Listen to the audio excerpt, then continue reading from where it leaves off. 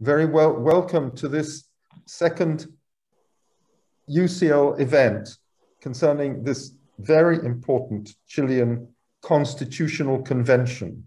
You will recall that a couple of months ago, the Chileans went to the polls and overwhelmingly agreed to create a constitutional convention, to elect a new constitutional convention, which would, in principle, produce a new constitution. And now, on 11th of April, there will be an election in which they will elect this constitutional convention. This is not just an important event for Chile. This is, I think, an important worldwide event, because it's not often that a country goes through the process of producing a constitution in such a deliberate, legal, and, at least on paper, orderly fashion, according to rules laid down by the pre-existing Congress. That is not the way it is done in, I mean, it was, well, we can have discussions about the way it is done in other countries. So I would introduce my co-host, that is Carla Moscoso. Hi, everyone. Carla is has been working for several years in the field of human rights in Chile. She is part of a committee for the prevention of torture, which depends on the Chilean Institute of Human Rights, the Mecanismo contra la Tortura, as it's called. And she's also a PhD candidate at Cambridge University. So I will hand over to Carla, and she will introduce the first speaker, or the first, this is going to be in the form of interviews or conversations with Veronica Undurraga, and then later I will talk with Daniel Chernilo. Let me start off before they start, by thanking them very much for agreeing to take part in this event at very short notice. Carla. Thank you, David. So, well, thank you, Daniel, for coming. Daniel is professor of sociology at Universidad Adolfo Ibáñez in Chile. And he's a very well-known sociologist in Chile. And I'd like to talk about this, what does it mean, a convention in terms of, in a normative way, and in terms of what happened in Chile with the social outbreak. So, considering the demands of this social outbreak claim against the abuse of power contested, the administration carried out by the political elite, Daniel, why suppose that this constituent process, which is regulated according to a traditional electoral structure, and also the product of a pact between political parties, can respond to demands that profound changes that were installed in the social outbreak? Well, thank you very much. Let me start by saying thank you to Carla and to David for the invitation. It's a pleasure to be from afar, but close in spirit, I suppose. I think there are two or three things that we should say. The first is that if people remember, this really feels like ages ago. In October 2019, there was these riots on the streets and several weeks of demonstrations. And I think everyone at the time was beginning to feel that we were getting to a bit of the end of the road in terms of demonstrations and the proliferation of demands. And there was no clear channel, there was no clear way forward. So for some people, perhaps because I'm a sociologist, the idea that a constitutional convention, the drafting of a new constitution, was going to be the kind of the silver bullet to solve all the country's problems. Some people saw it with skepticism because the problems were very varied, well, from health to pensions to water, access to water. So there were several things going on at the same time. So I think there are perhaps two main issues that explain why the Constitution, or why a constitutional convention. The first, perhaps, is relatively straightforward. It's the fact that the current Constitution, despite all the changes, remains a symbol of Pinochet dictatorship. There were several reforms, famously President Lagos in whenever it was, 2005, with huge fanfare, announced that this was no longer the constitution of Pinochet. This was a, completely new constitution. There was so little that remained in the text that came from the dictatorship that they really moved beyond Pinochet. But somehow, Veronica is here the expert. People didn't really buy that.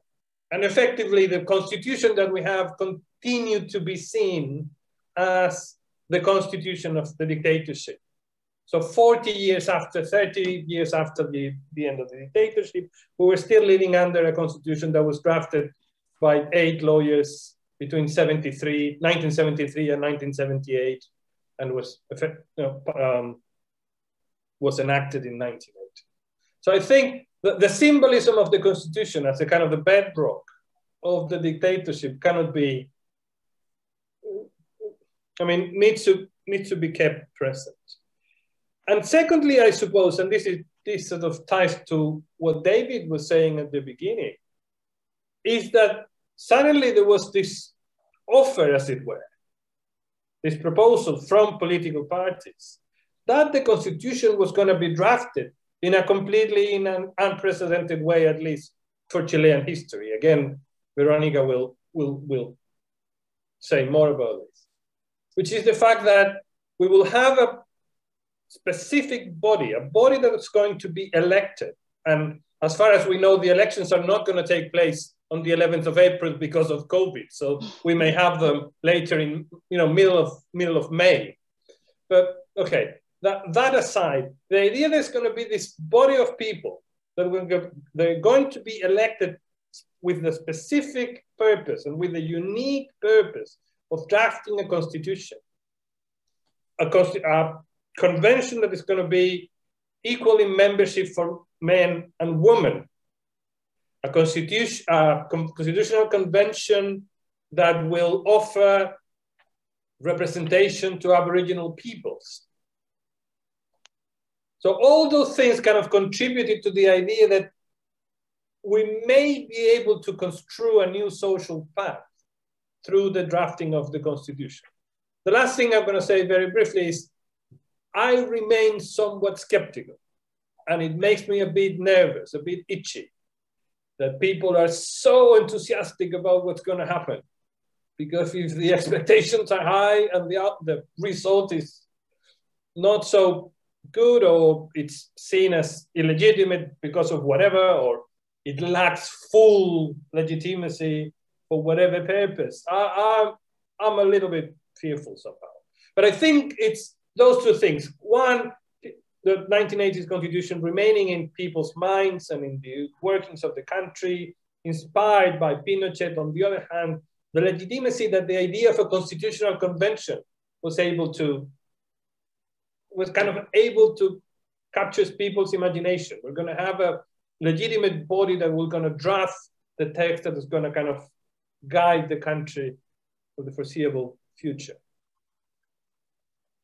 And Daniel, in that sense, there's a kind of tension between the demands of this social outbreak and the expectations that people can have in terms of, I think so.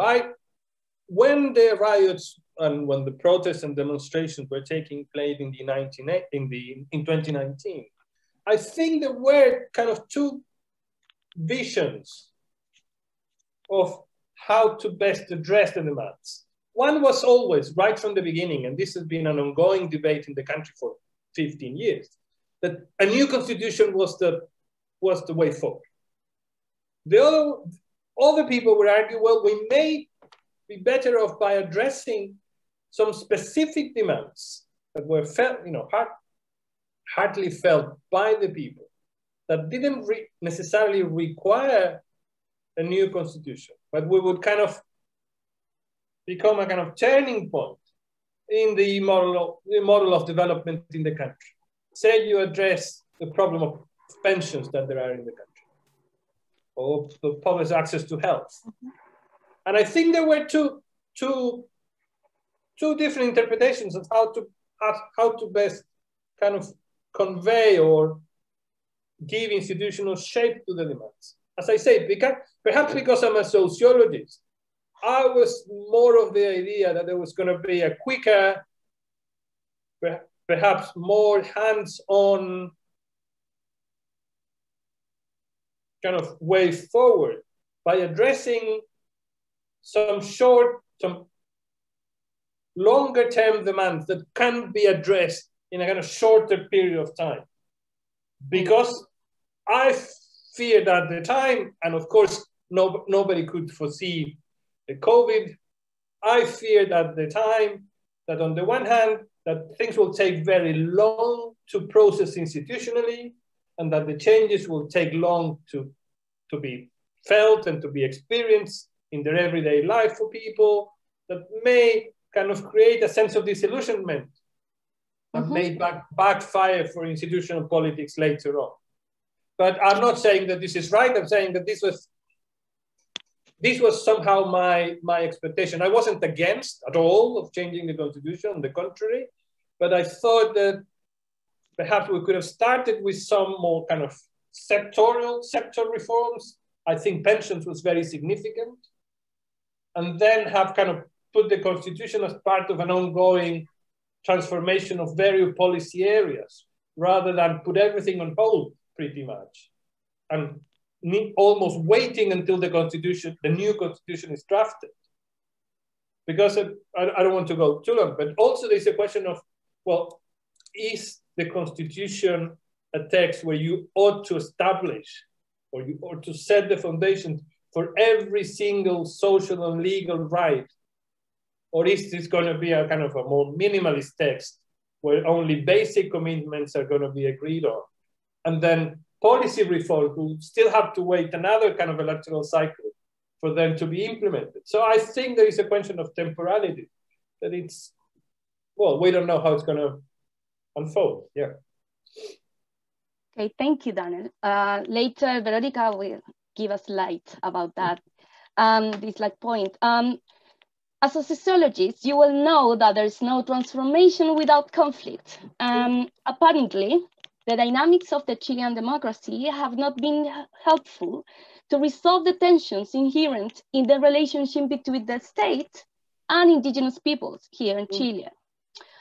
In your opinion, what are the challenges of the constituent process regarding the confirmation of a plurinational state? Okay. This is a big issue here, and we'd like to know what do you think about it? Yes, I think,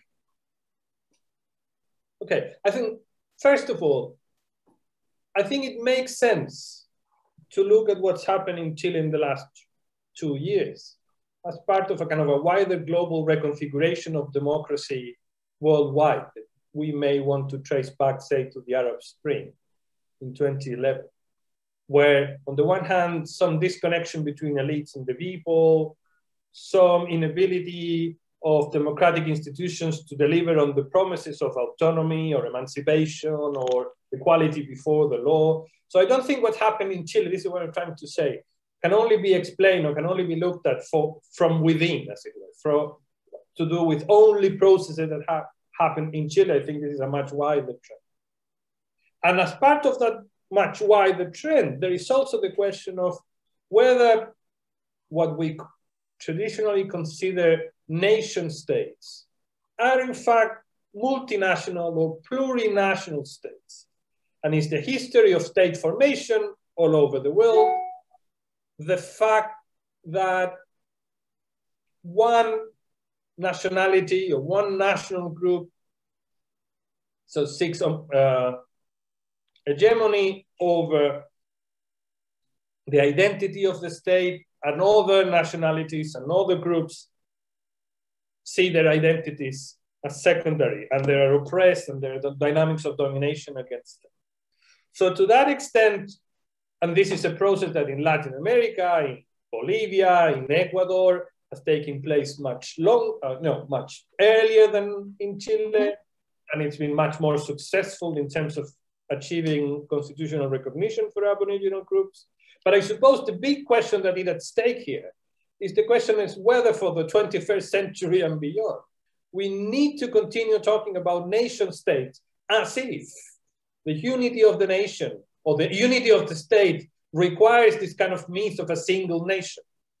So hopefully the Constitutional Convention, because not without problems, but was able to agree, Parliament was able to agree that the Constitutional Convention is going to have sort of representation of Aboriginal groups. And not only the Mapuche, but several groups. Yeah, several national groups or ethnic groups. We may be able to move forward towards what it's sociologically, historically, you know, a fairly straightforward fact. Countries are plurinational right from the beginning, and the legal framework ought to be able to recognize that people do have different origins. I think there is a knock-on effect of that discussion in terms of how we're going to handle questions of migration for the future. So the question of redefining the unity of the state in terms of one single nation has, of course, on the one hand, implications for Aboriginal groups and their claims and their demands. But on the other hand, it also has to do with migration and how we're going to redefine who is a citizen of the state for the future, in a concept where Chile has not been exempt from the waves of migration or from international migration that are taking place elsewhere too. So I think it's very important. I think it's going to be at the center, was going to be surely one of the central themes of the constitutional debate. And I think they're going to be conservative groups. They're going to be dead against any innovation at all. But depending on the political composition of the convention, I think there is a good chance that we're going to move forward towards a more, again, recognizing what is historically and sociologically a pretty well-established fact. You know, states are multinational. Daniel, the last question. Later we can take all the questions from the public together, but the last question, thinking that the social outbreak showed the deficiencies of the state in terms of protection of human rights, no? We had hundreds of protesters with eye injuries or that just received humiliating treatment by the police. And you were, you know, one of the persons that criticized that. In what way should the control and autonomy of the armed force and the police be considered in the new constitution, in your opinion? Well, to what extent it needs to be included in the constitution, that's really above my pay grade. I'm really not a constitutional scholar. We know. But let me say this. I think for people my generation, I was still leaving school, so secondary school, when the dictatorship ended. So I wasn't, you know, I didn't have first-hand experience of police repression during the dictatorship. So we grew up, my generation, the mid-40s generation, we grew up with the idea that somehow carabineros, the police, and the military had learned the lesson that exercising excessive violence against the population is not on. You know, there were loads of ceremonies and symbols, and the never again was the kind of how it was captured. And I think I'm not embarrassed to admit it. I thought that some of those lessons had effectively been learned, that this never again kind of meant something. And I think, again, COVID has kind of changed the kind of time frame of it. But in October, November, December, and Veronica may, because we teach at the same university, we teach at a fairly elite university. Our students are fairly well off. And these are young kids, 17, 18, 19, 20, 21. They had never seen police violence in that fashion. And they were shocked in a way that people growing up in the dictatorship had not been shocked or wouldn't be shocked because they had experienced firsthand. But it also because for their social class, that kind of police violence is not something that you kind of associate with Chile. So I think there was this kind of two things going on at the same time. I think on the one hand, there is this sense that it looks as though lessons had not been learned as well as we thought they had, in terms of how the police is able to handle, protests that were similar to the protests we're seeing everywhere all the time. We're not talking about sort of, these were not riots or protests that were about to burn down Parliament or La Moneda, the government palace. These were protests. There was violence, but this is not, an insurrection that was sort of bringing the state to its knees. I don't think. So the police was unable, sort of morally, legally, technically unable to handle the riots. They fell short on every single parameter. And on the other hand, I think there is kind of a generational break, insofar as the younger generation, so people 35 and under, 40 and under, they didn't experience a dictatorship firsthand. They don't have the fear, as it were, to police authority as people our generation may have because we grew up in the dictatorship. And they thought this was unacceptable. So the legitimacy of the police is at rock bottom, I think. And it's at rock bottom in most social classes and in most age groups in a way that I think is relatively unprecedented for the country. So I think the question of a new police, I do think Carabineros have no future and we need to completely refund, not in terms of asking for a refund, but refund the police with new uniforms, new name, new logos, new everything. But this is to do with the fact that police is a fundamental state institution, and if it carries little or no legitimacy, then we are in serious trouble. It's bad for everyone. And I finish with this. What we say to our children, children want to be policemen or policewomen when they're little. And this is to do with something. There is this idea that the police do good stuff, do important stuff. Ought to be helpful, ought to be friendly, ought to be able to, help us in times of need or in terms of when there is a crime. So when the police has so little legitimacy as it is the case in Chile, I think that is a major problem for the country. And I think some new institution, it's something that many people are talking about as perhaps the best way forward. But of course, this is a contentious issue. Thank you, Daniel. So, David? Thank you, Carla. Well, this is very excellent.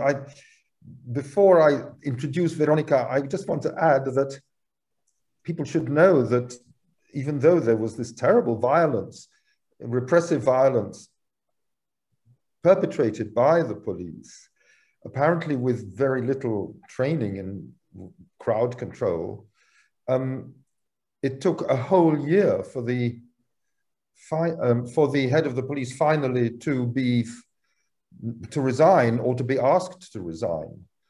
And that shows that the legacy of these security operations, so to speak, their autonomies, even despite the 30 years since the dictatorship.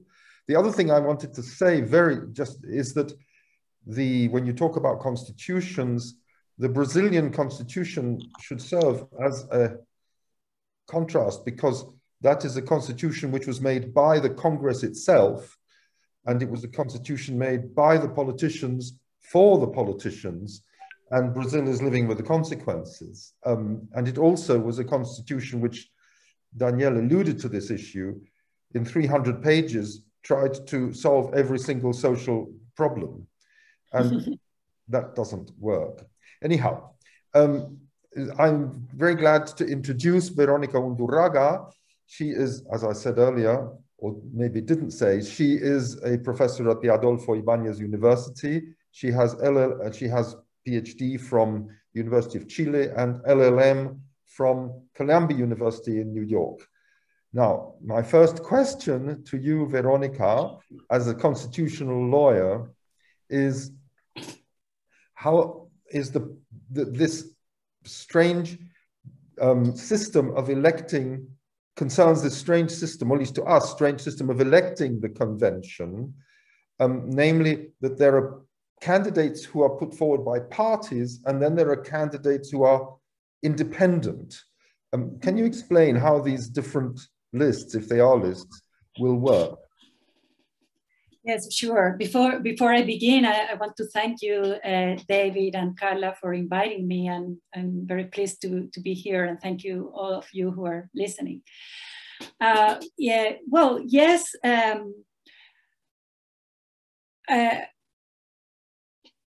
political parties in Chile are largely discredited now, and the level of trust of political parties, regardless of the ideology of the party, is less than 5%, and the government as well has a very, very low approval rate. So, well, I will.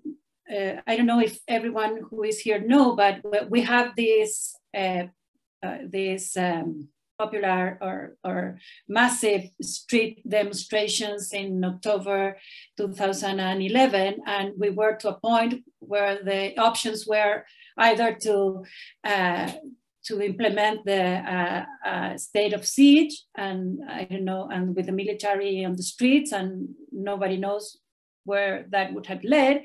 Or we opened, the other option was to open an institutional channel to do something with those demands. And I think that the president and the Congress were up to their task when they could reach, finally, it was a very, very tense negotiations, they could reach to this covenant for the peace and the new constitution. So as Daniel said, this new constitution is the institutional channel we found to do something with those popular demands, you know.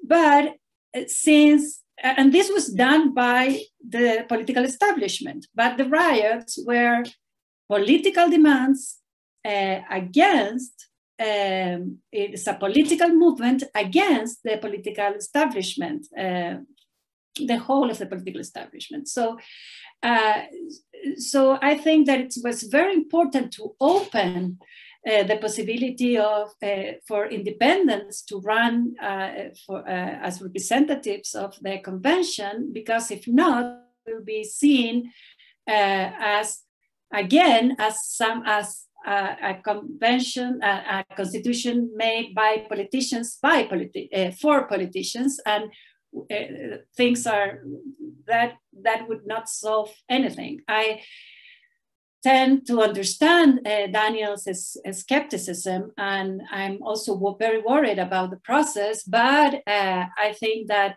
the possibility that a new faces appear in the and independent representative play a role in the convention is very important. That doesn't mean that I don't believe. I deeply believe in the importance of political parties, which is something that many people lose the sight of it. I think political parties are key and irreplaceable players in a democracy. But I think that this time, since they are so discredited, we needed new people to give a hand to politicians and for example, social leaders and people who will make the public and the citizens trust the process, and so so that's the reason we have, well, that's one of the sociological reason we have the independence there, but it was very difficult. The independents had to lobby a lot in Congress to make rules easier for them. There were, and there are still a lot of barriers for them to participate. One of the decisions in the covenant was that the electoral system to choose the members of the convention would be the same electoral system that is used to choose the deputies.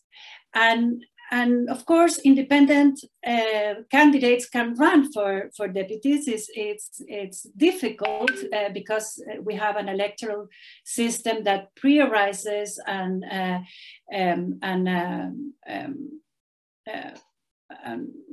the elections of people who go in a broad coalition, and they form a list made of coalitions of different parties. So if you are an independent and you are running alone and not in a list, which is what happens sometimes for the election for the Chamber of Deputies, you have almost no chance to win. Here we have three ways in which, for the convention, independents could run as candidates.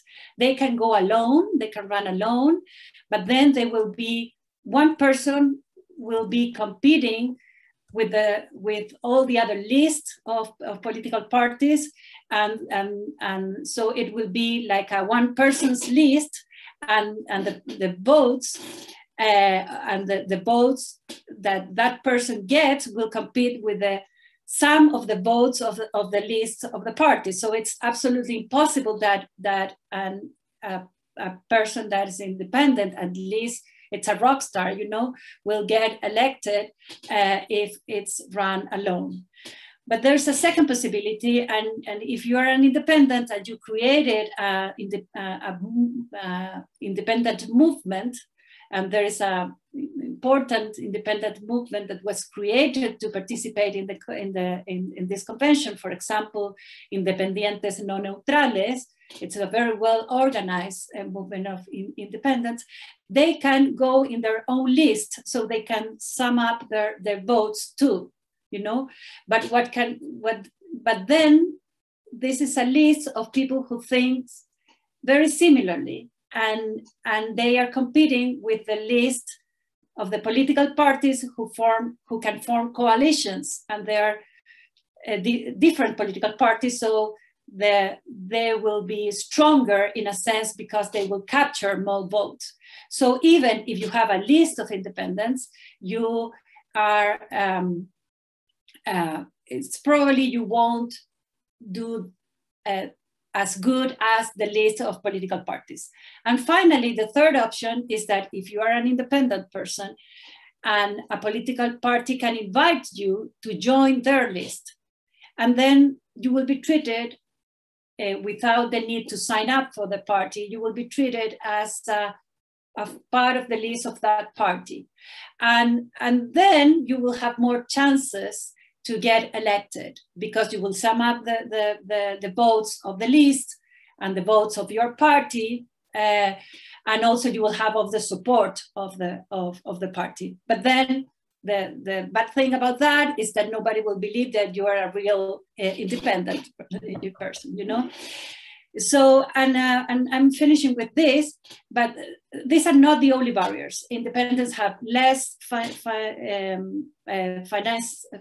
public financing help, less time on TV, and they cannot create coalitions of independent people. So there are several other, and there are several other barriers. So most people wanted non-politicians to write the constitutions, and probably when we see the results of the election, we'll see much more politicians that people think they will see. And it's one of the concerns that I also have, and Daniel probably has as well. there will be much more politicians, and there will be an overrepresentations of the right parties who voted mostly against having a new constitution. And I can explain why there will be a overrepresentation of the right-wing parties, but maybe you have another question. Well, the next, yes, I mean that's clearer than it was before. Thank you very much. We'll see if there are more questions later. It is quite complicated, but the last conclusion is there are two important conclusions. Now, how is the paridad de género, the gender parity, going to be implemented? Well, that's fascinating. You know, well, for me that I work on gender issues, Chile will be we'll have the first constitutional assembly or constitutional conventions that will be written by about the same number of men and women. As soon as the covenant for the peace and the new constitution was made public, feminists, we realized that, and especially a network of women's or feminist political scientists realized that if we use the electoral system that is used to elect the members of the Chamber of Deputies, we will have very little participation of women there. We will have very few women in the conventions. So they love it a lot, and they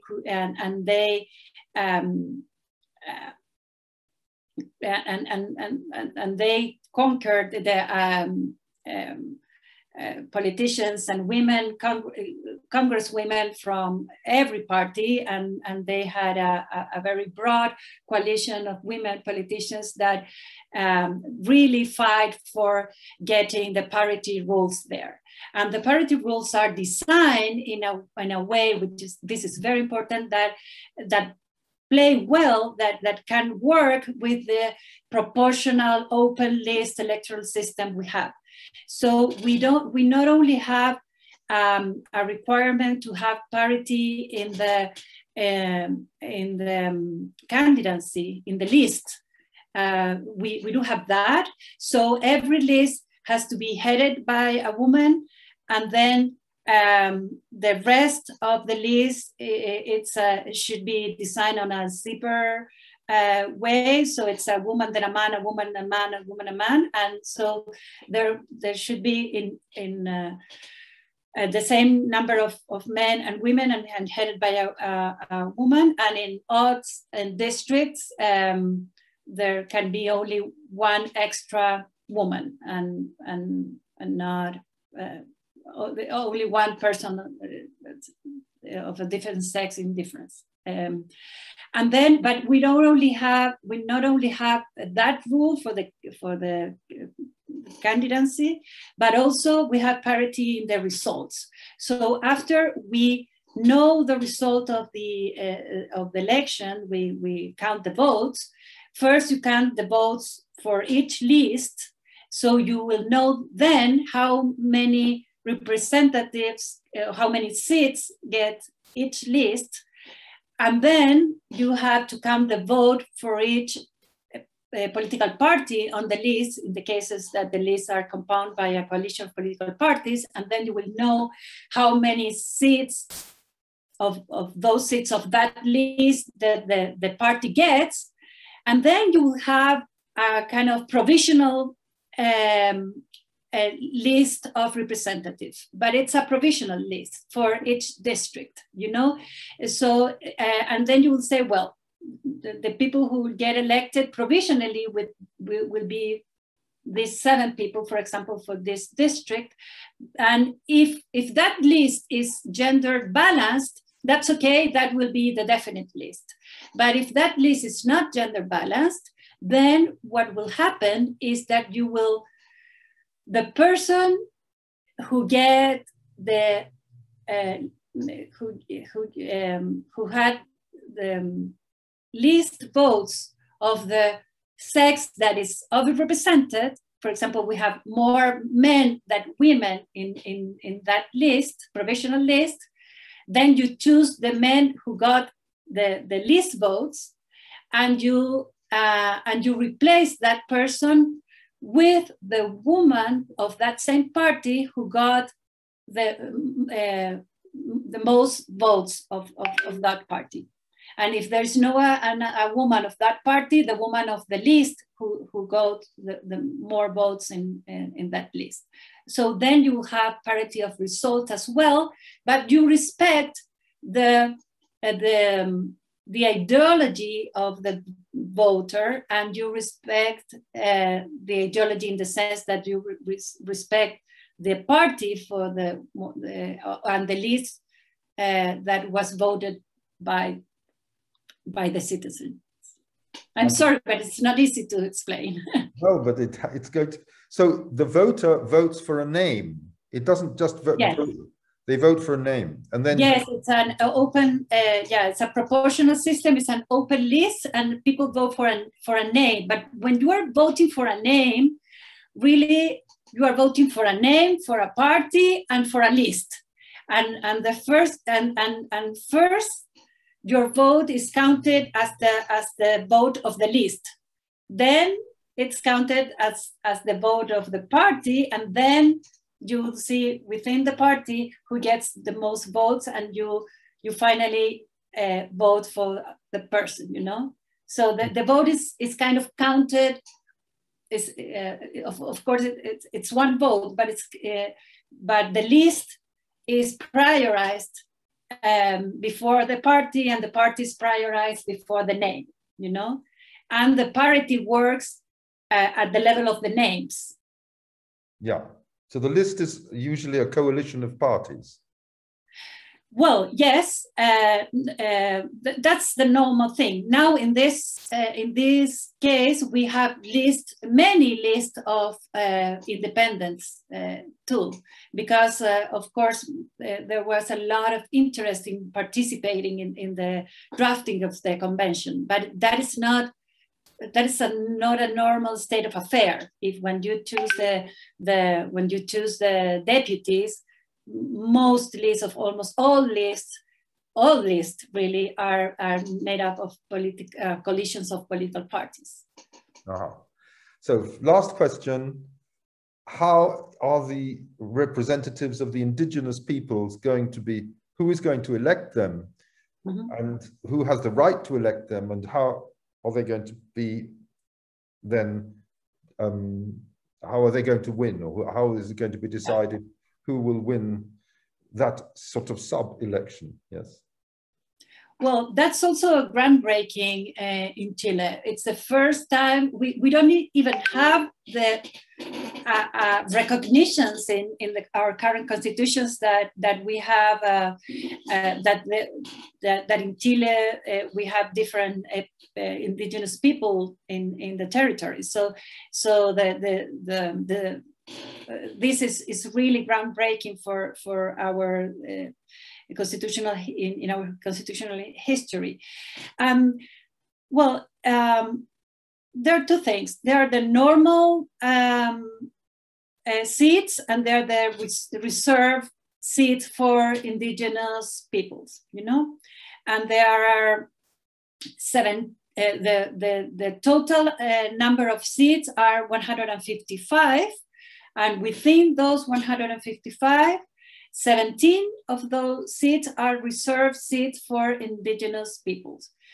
7 for the Mapuche people, who are the bigger indigenous people in Chile. 2 for the Aymara, and 1 for the rest of the indigenous groups we have in Chile. And but an indigenous person can decide to run for those reserve seats, or can decide to run in the other list, you know, in the as the member of a political party in the coalition of political parties, or as an independent in a list of independents. So we have indigenous candidates that are running for the reserve seats, and we have indigenous candidates that are running as any other candidate in the non-reserved seats. You know, that's a fair thing. So who can vote for them? Anyone can vote. Indigenous and not indigenous people can vote for indigenous candidates that are running for the normal seats. But if you want to vote for an indigenous representative that is running for a reserved seat, you have to prove that you are part of the indigenous people of that representative. For example, only if you are a Mapuche, you can vote for a Mapuche representative who is running for a reserved seat. Only if you are an Aymara, you cannot vote for a Mapuche, for example. You can vote for someone of the reserved seats of the Aymara representatives. But if you are an indigenous person, you can choose if you want to vote for an indigenous representative, or if you want to vote for anyone in the for the non-reserved seats, you know. So you have to prove, to vote for a representative that runs for a reserved seat, you have to prove that you are an indigenous person, and you can prove that in 3 ways, either because you are registered in a registry that is public, or especially if you are a Mapuche, you have a recognized Mapuche last name.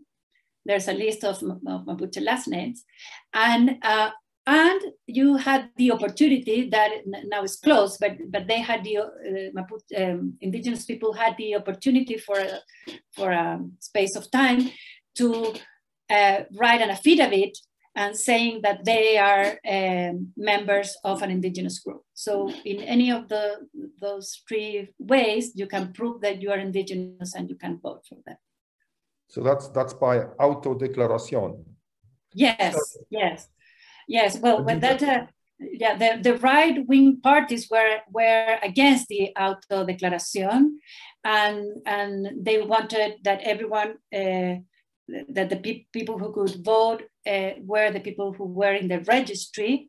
But then there were negotiations, and they gave a very short time really to make this autodeclaración. And but if you want, you only get 1 vote. If yes. You're an indigenous, you can't vote in both. No, you can't.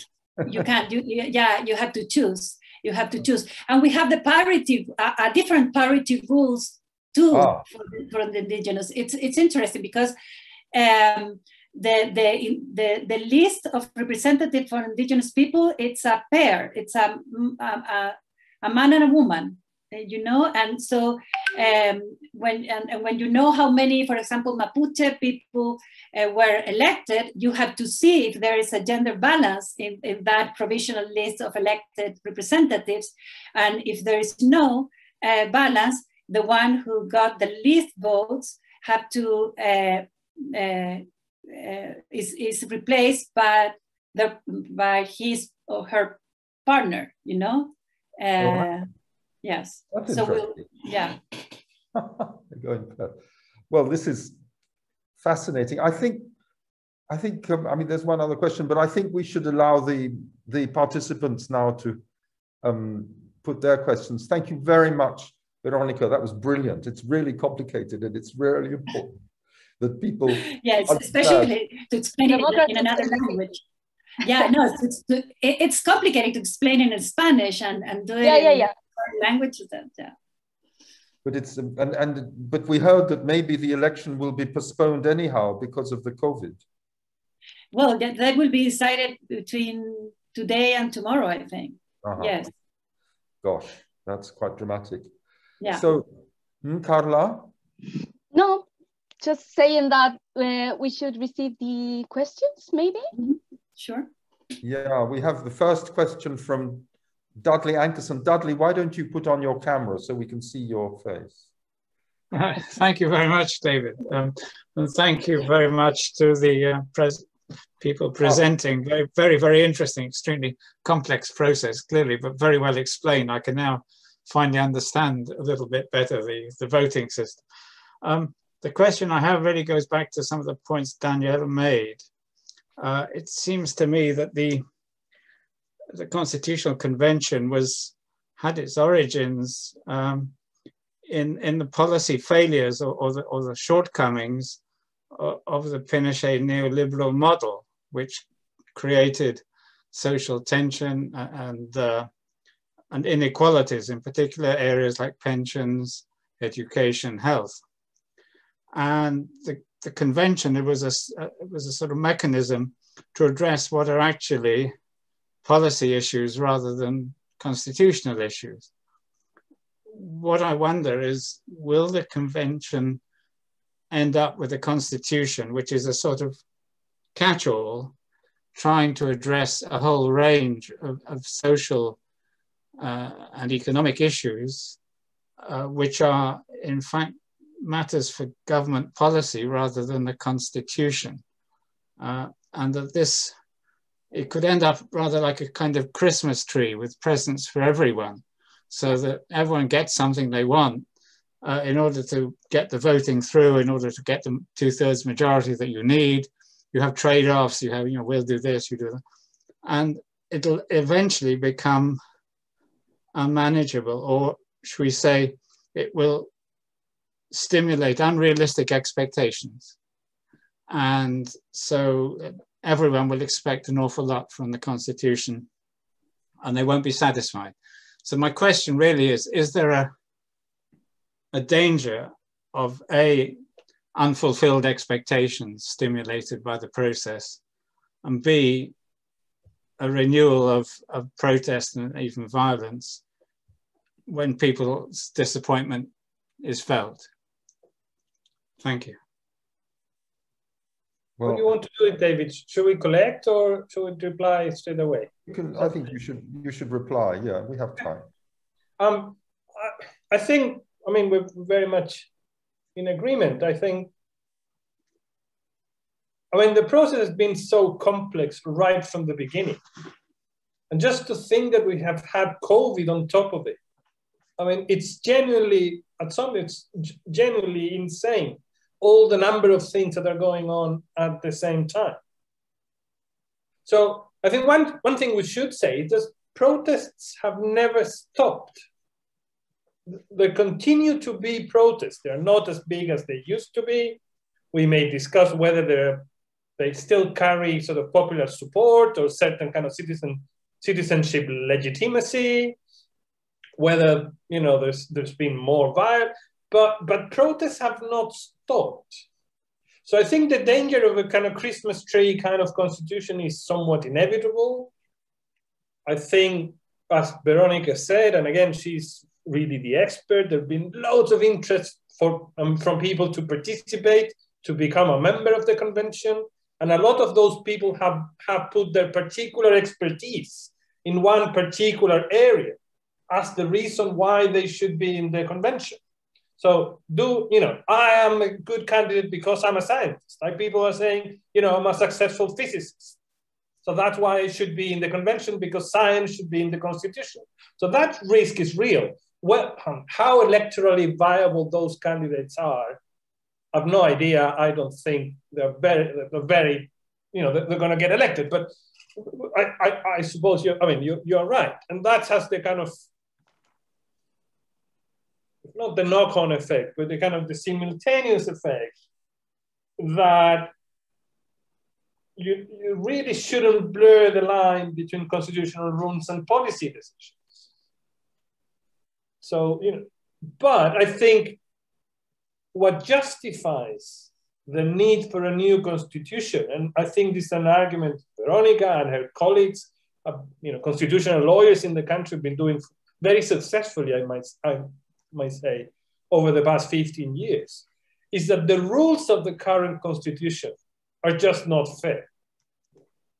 So that the need for a new constitution arises because the policy failures, as we now see them, are kind of built into the current constitution. So I think that's kind of the big argument, as it were, for the need of a new constitution.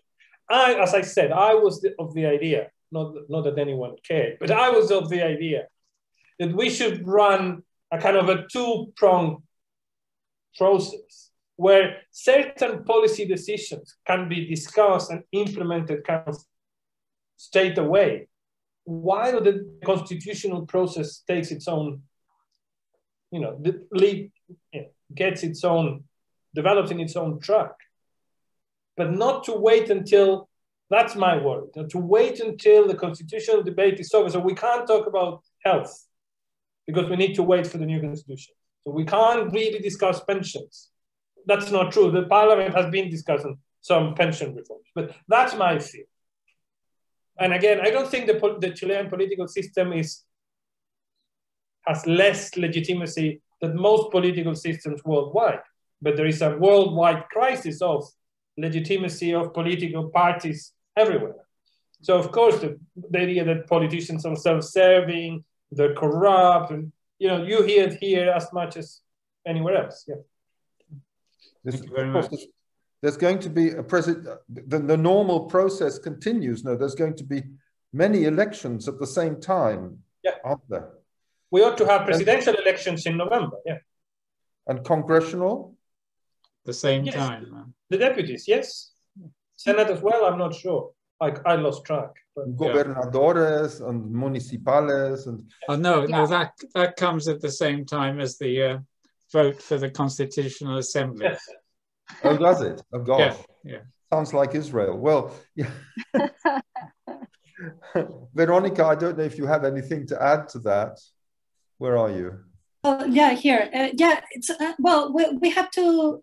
There's the risk that we finish with a Christmas tree constitution, but you have to remember that we have a very high quorum to reach to agreement.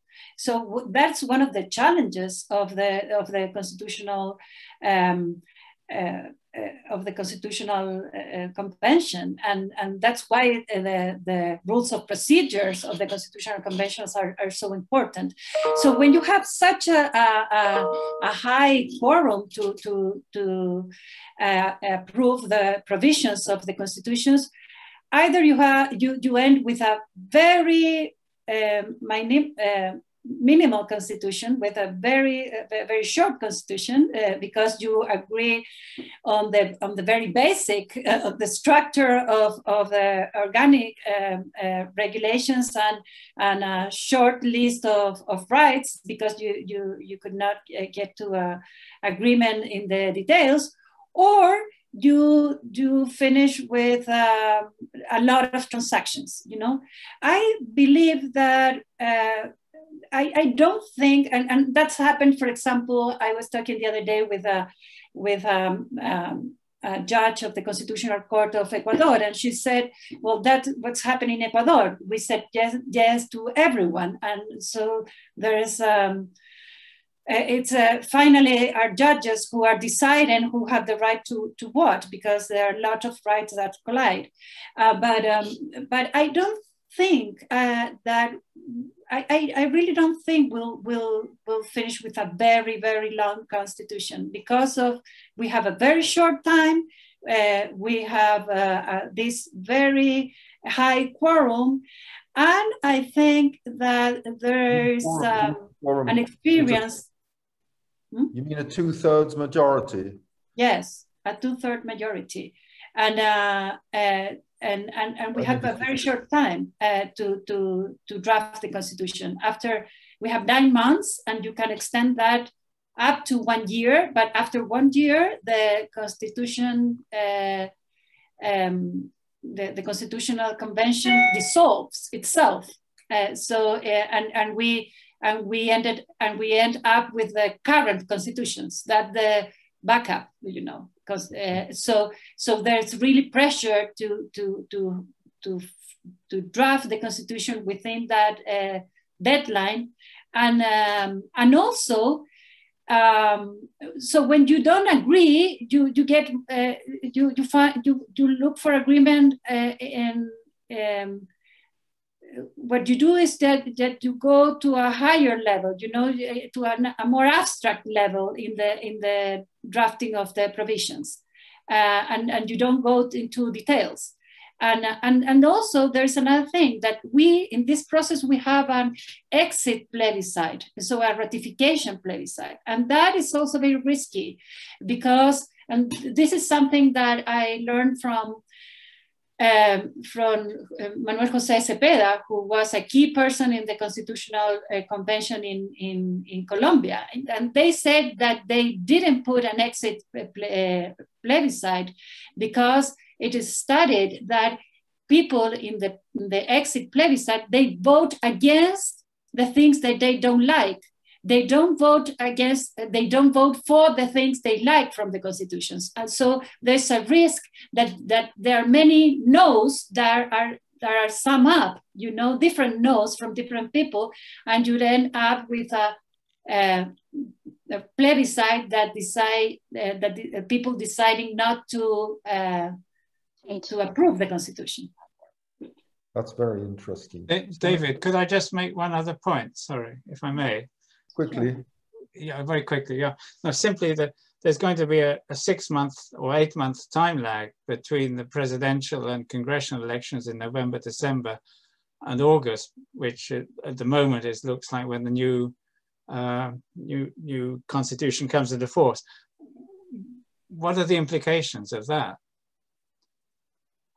You'll have a former Congress. I mean, you have a Congress and president voted under the old system, having to wait to have a constitution to deal with for 8 months. Well, that's a very interesting question because I think that election, the election for Congress people will get constitutionalized in the sense that the question will be, will we want to elect people who will be able to make the new constitution operative, you know, so that's a very interesting question. And regarding the presidential, the presidential election, well, also, you know, in Colombia, for example, the commitment of the government to in the constitutional process was key, was very important to the success of the constitutional process. At this moment, we have a government who, of course, is doing what it has to do, but most of the parties, almost all the parties of the official of the government coalitions voted against having a new constitution. So probably we'll also have a constitutional discussion on who the president should be, and if we want the president to give its support, his or her support to the constitutional process or not. Wow. Well, thank you. Yes, we have a question from Juanita. Can you show us your face, maybe? Yes. Hi. So thank you. My question actually was related to what you just mentioned. I wanted to know about the interactions between the presidential elections that are going to happen this year and the constitutional elections, but you have already spoken about that. So luckily I have another question related to, I'm Colombian, and I've seen that whenever, for example, 2 years ago, there was an idea of drafting a new constitution, and even though we know that in some ways it can be useful, we were very, or a section of the Colombian society was afraid of opening the door to some withdrawals or some backlash on things that we have already won. So my question was related to, because I know you have big protests in 2006, 2011, and 2014, and I know that there have been some changes, particularly on the education sector. So my question was if you think that this new constitution at any point can, if there is a risk of withdrawing or a backlash in rights or on things that you have already, that the social movements have already won. Daniel, maybe, can answer? Daniel? Well, it's a very good question. I suppose there is a risk. I mean, what we see now, you know, because of the nature of the electoral system, because they're put together with so many other elections, because it's such an unprecedented election, it's very difficult to foresee what the composition of the convention is going to be. But one thing we do know, you know, more progressive forces, put it like that, are going in how many different lists? 7, 8, 10, 15, I don't know how many. And the right wing is going in 1 or 2. So the dispersion of votes makes it, I don't know if likely, but it's certainly possible that we may end with a fairly conservative constitutional convention that may want to withdraw some hardly won rights. So I think that's absolutely, I mean, that's up in the air, absolutely. Mostly, as far as I can see, because there are, you know, if you want change, as it were, you have a lot to choose from. If you don't want change, you know what to do. You have, you know, one list to vote for.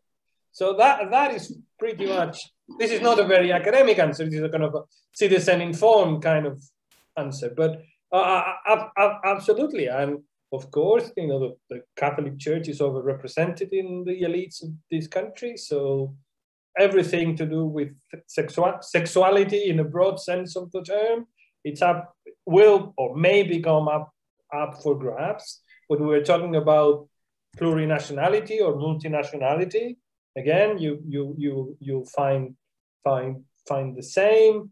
So absolutely, I think it's a very real, yeah, it's a very real possibility, absolutely.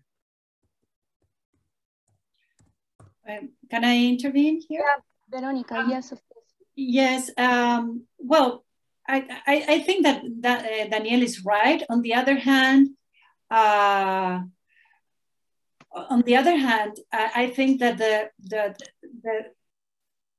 discourses that were possible before 2011, conservative discourses that were possible before 2011 are no longer possible now, you know, because, for example, it was completely impossible for almost 30 or more years to have the indigenous people recognized. It's a symbolic recognition in the Constitution, and that was completely impossible to. It was a promise of the first president of the transitions to democracy. He said that he will try to do it, and it was totally impossible because the right was always against that. And now the right had to accept the reserved seats for indigenous people, for example. And for example, and the right had to accept parity because there is a very strong feminist movement on the streets as well, you know. So I think that although Daniel is right, and there are some, it's very difficult to say what will happen, but there are some political scientists who had said that probably the right-wing parties will get around 35% of the votes, and they will get around 46% of the seats, for example. That's why I was saying that they will be overrepresented. But then they cannot say, because there are people on the streets, they cannot defend exactly the same way the things that they had been defended in the last 40 years, you know. And so I don't think, and what we had gained in rights, it's very, very little, you know. So I don't think, of course, they will defend property rights, they will defend, but for example, I don't think that it's possible not to get the right to water for consumption as a right in the new constitution, although we have a very strong conservative force in the constitutional conventions, even though we have a conservative force in the constitutional conventions, because there are things that you cannot defend anymore, you know, they are undefendable. You mean water as a public good as opposed to yes, yes. At least water for personal consumptions, you know. So, yeah. I wish sorry, go on, Juanita. No, just related to the right to water. I don't know if, just out of curiosity, if there has been if there has been any kind of reference to this, the Buen Vivir constitutions of Ecuador, of Bolivia. In that way, we could think of a wider Latin American constitution, right? I don't know, because in Colombia it's also happening that we are kind of acknowledging rights to rivers and environment entities. Well, we'll see. Well, that's a very, very interesting question. That's a very big, because yes, and for example, if you read the proposals of the, not only of the indigenous candidates, but of many candidates, there is a strong commitment to environmental rights, for example, and even to recognizing rights to, as you say, to nature, you know, and of course the Colombia, first the Colombian, but then the Ecuadorian and the Bolivian constitutional process are in our minds. What I think that it's different here is that Chile had always been a little different as well, you know. We will have a more conservative constitutional court. We are more legalistic in a sense, I think, and we have a much sophisticated conservative parties, I think, and much more effective conservative parties too. So I don't think we'll end with constitutions like that, but there are a lot of people who like to. So yeah, that's interesting. So Carla? Yes, I have another question for Daniel. To what extent do you believe that this, you know, when you have reserved seats for indigenous people, also we have a kind of, they're not seats, but persons or people with disability, also it's part of the list. They are, you know, obliged to that. And in what terms, in a sociological way, this inclusion of minorities, it should represent a kind of strength of more democracy, you know? And do you believe really that with this, you know, mechanism, is it possible to do that? And to what extent have the possibility of influencing in the assembly in favor of her constituencies, in terms of, you know, they represent indigenous people, they, you know, they represent women. What do you think about that? I think, I mean, if one tries to be optimistic, I think you're spot on. I mean, we are in a country where the elites are very small, very homogeneous, and are hugely overrepresented in every dimension of society. So diversity in any form of shape is disruptive, because you are seeing people who speak with a different accent, who's, you know, the color of their hair is a bit different. So diversity is in itself somewhat radical in this country. You know, it's only 2 years ago when we could have a debate on abortion with only men in the panel. So that's not, that's, you know, that's Chile at its core somehow. So any form of diversity is a step forward. And to that extent, I have some doubts as to whether, you know, you really ought to belong to a group to really represent that group. I think that's an argument that has certain problems. But on the whole, for this political process, I'm perfectly happy with it. So, and I think because this is such an homogeneous country and where the elite holds so much power, diversity is going to be very significant because people are listening to other voices. And there will be different leaders who come from different parts of the country, from different primary and secondary schools. So all that diversity is going to be good for everyone. I think where I'm a little bit more pessimistic, perhaps, is that I'm not sure that rights cannot be undone. I wish I were as optimistic as Veronica. I think when we see in elections with Trump, with Erdogan in Turkey, with Bolsonaro in Brazil, say we have people saying in this country that we ought to have greater rights to bear arms and that citizens should be arms on the street.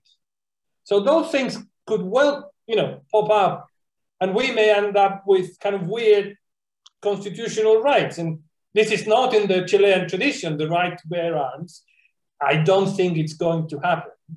I think, for example, the police will be very much against the idea that, you know, giving people the right to bear arms. But what I'm saying is those things are genuine options. I think that those things are happening, and because we are going to have, you know, elections of parliament or presidential elections, so candidates will try to position themselves as more, you know, in favor of this or in favor of that. We do run the risk of some kind of counter-rights movement, although of trying to present certain policy proposals couched in constitutional language as fundamental rights. So I was struck. He presents himself as a somewhat more moderate candidate within the right-wing parties, but Mario Desbordes said that he thought that people should bear arms, that he saw no problem with, you know, good citizens being able to defend themselves. That's, you know, that's no small thing. And in the context of a constitutional debate, you can see, you know, flipping from one type of policy debate onto a different argument altogether. I find that, so I think on the whole, I agree with Veronica that it will be very hard for certain rights to be withdrawn. I think I agree. But I also fear that some kind of weird combinations may come out. And under the wrong circumstances, certain things may be undone. Yeah, you're right. Yeah, Veronica, I don't know. No. I think that Daniel is right. That we, especially in the, we have at least almost 2 years ahead, and many things may happen. And for example, the situation in the south with Mapuche is getting very, very violent. And then, yes, and that kind of this discourse that we hadn't we had that kind of discourse in Chile. We were proud, everyone was proud that we were a country where people didn't bear arms. And we saw the United States as a crazy thing there, that they have that right.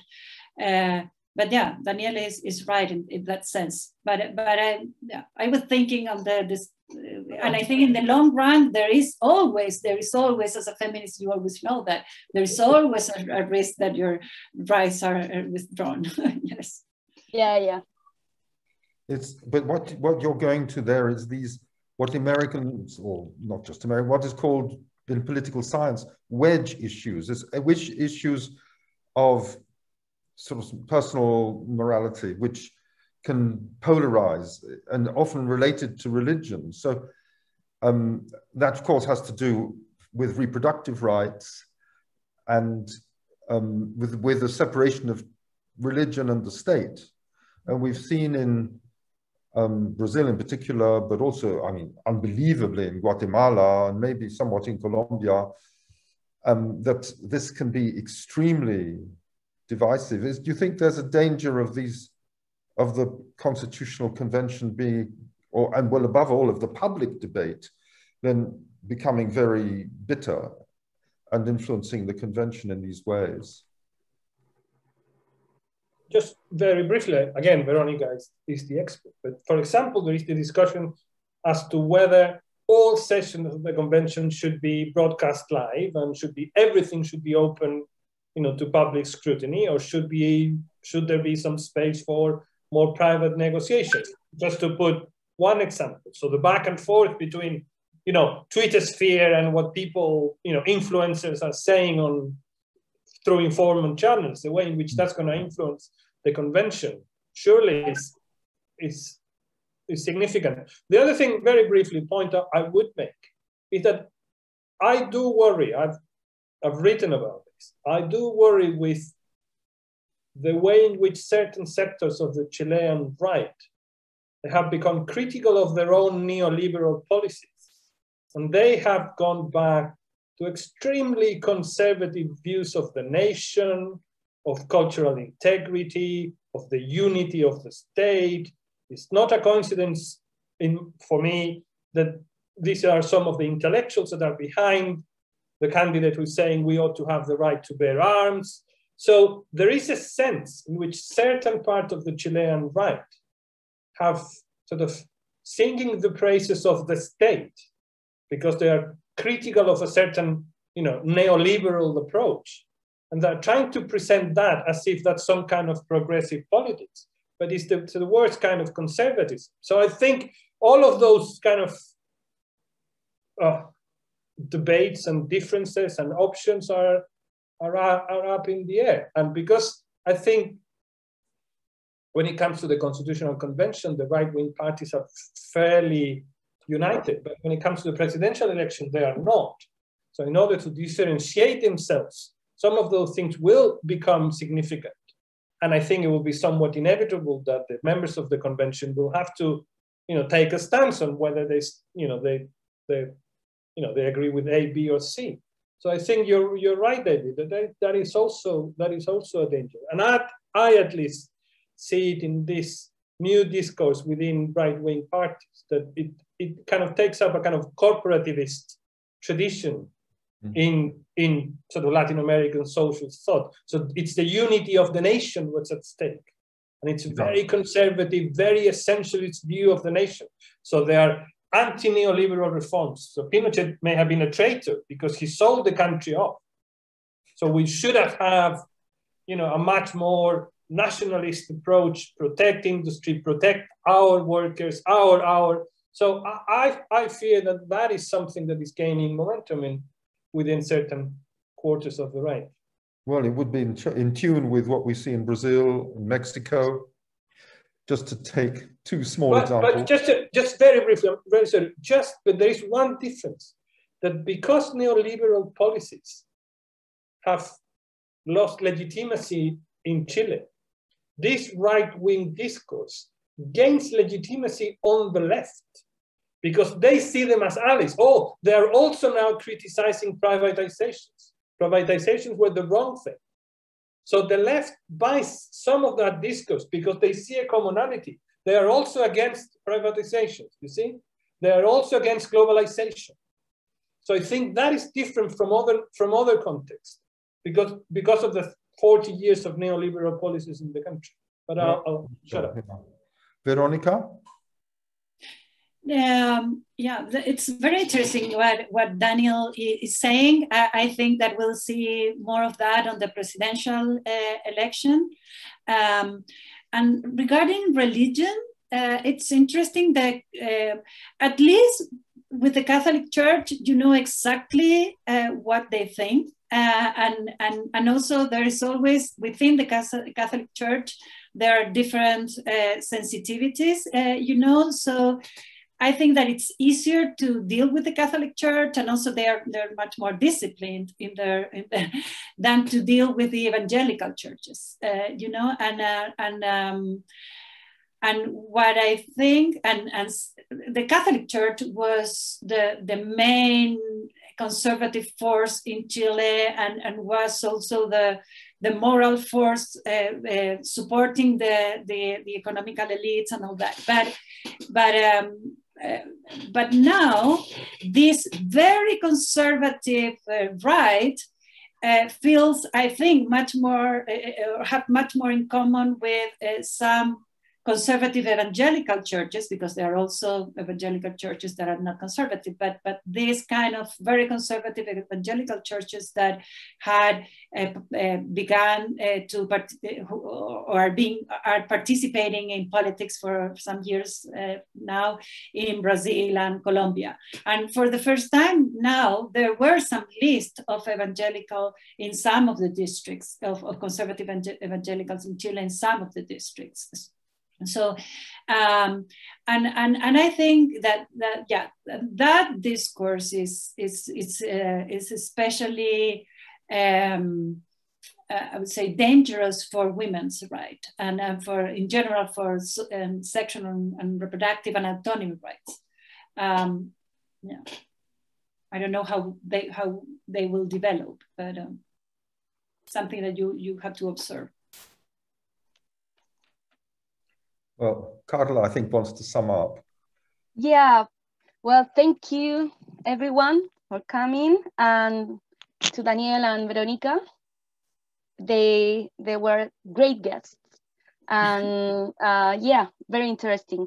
And I think that today we talk about human rights, parity, and a lot of things that are very, very interesting and very important for our, this process, this conventional process.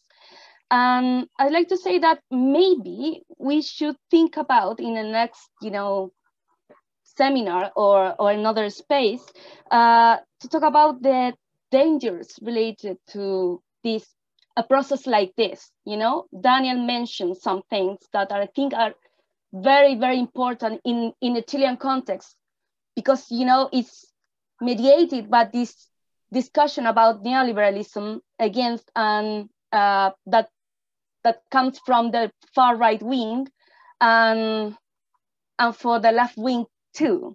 And I think that nobody knows what is going to happen because it depends on the composition of the assembly. But definitely we'll have fundamental things that we'll have to discuss. So thank you to Daniel and Veronica again.